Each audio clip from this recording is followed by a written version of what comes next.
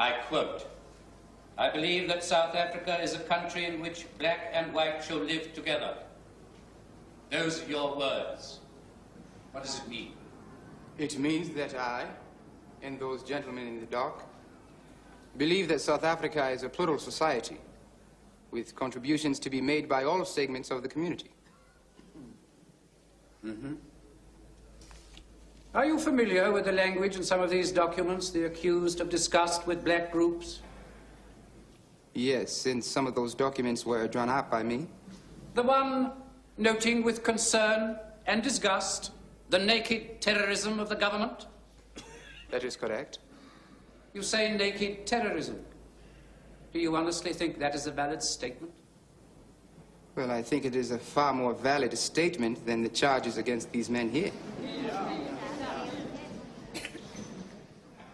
Really?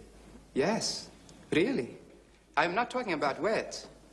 I'm talking about the violence in which people are baton charged by police, beaten up. I'm talking about police firing on unarmed people.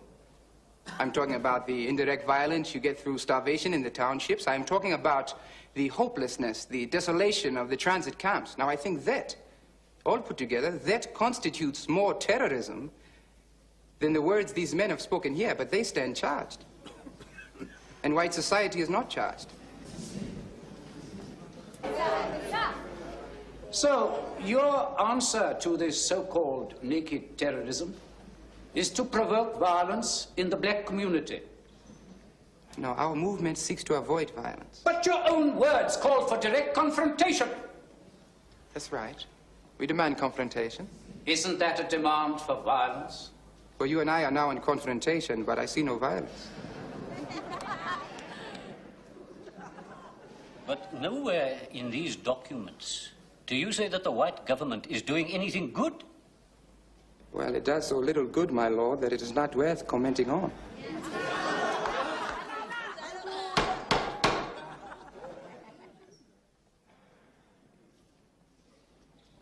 But surely that approach inflames racial hatred and anti-whiteism. My lord, blacks are not unaware of the hardships they endure or what the government is doing to them. We want them to stop accepting these hardships, to confront them. People must not just give in to the hardships of life. They must find a way, even in this environment, to develop hope. Hope for themselves, hope for this country. Now, I think that is what black consciousness is all about. Now, without any reference to the white man, to try and build up a sense of our own humanity, our legitimate place in the world.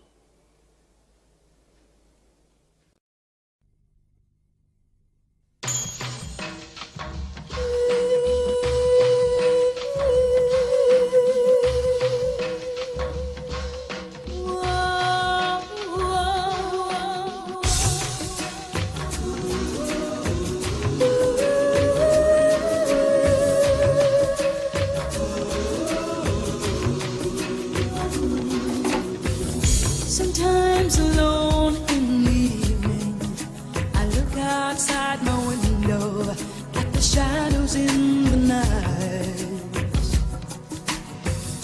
I hear the sound of distant crying, the darkness multiplying, and weary hearts deny. All I feel is my heartbeat, beating like a drum, beating with confusion. All I hear are the voices telling me to go, but I could never run, 'cause in my African dream